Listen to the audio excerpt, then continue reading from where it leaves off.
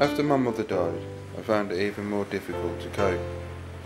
She was disabled and my carer's allowance had stopped. So did housing benefit. There wasn't enough money and I didn't know what to do. The social worker referred me to the housing support team. I had got into arrears with my mortgage and I knew I was about to lose my family home. I didn't know where to turn to or what to do for the best. I went to the council for advice and was put in touch with the homeless team. I'd finally decided to leave an abusive relationship and I'd managed to find a furnished flat. It was horrible and dangerous with steep flights of stairs up to it. It was expensive. I couldn't meet the rent and I fell into arrears, as well as with my electric, my water and a catalogue. I couldn't believe how easy it was to get into so much debt. I was actually fine up until a couple of years ago when my landlord died. His house was left to his children who decided they were going to do it up and sell it. I wish I had been able to cope better, but at the time I was just unable to. Everything took on a different meaning. The house was a mess, I was a mess. I wasn't eating and it was hard to even get out of bed. I felt scared and lonely. I was working, but the bills kept mounting up. I was struggling to make ends meet, and I'd even taken out a secured loan on the house to try and sort out my problems, but I ended up getting into deeper debt. There were times when I was so down that I even tried to take my own life. I couldn't see any way out. I was so determined to stay in my house for the sake of my children, if nothing else. My whole life just seemed to be about making ends meet, making what money I had stretch to food, clothes and rent. I was going to have to leave where I was at the end of January. New Links Homes had got me in their sights for one of the new properties, but it wasn't going to be ready anyway until the end of March.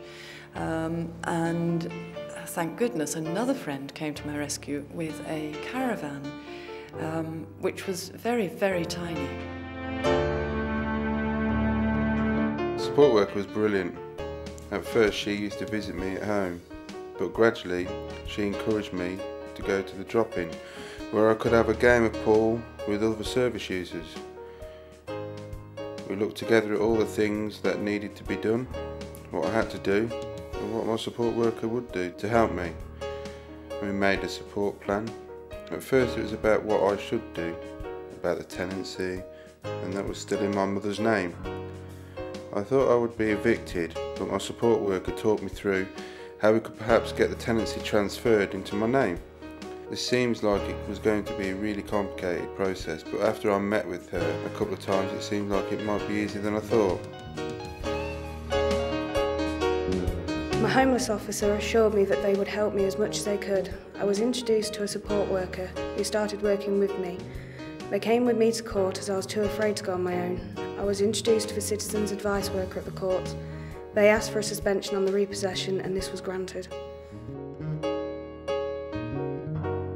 I met my support worker, but I was a little reluctant at first to schedule regular meetings as I had many family commitments already, and I wondered where I could fit it all in.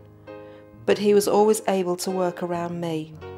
He helped me to sort out my arrears by negotiating payment plans and liaising with the finance departments on my behalf. After this, he also helped me to budget my money better so that I could manage the payments and not get into trouble again. During the time at the caravan, I was allocated a support worker who was an absolute lifesaver because I was really avalanched. You know, I was under a mass of paperwork and stuff that I didn't know how to deal with, and she came along and was very clear as to what we needed to do to make sure that I got this house. I found that living independently was very different, and there were many things I needed help with, not least of all my laundry. But my support worker showed me where I could use a washing machine. Paying for my mother's funeral was quite a burden.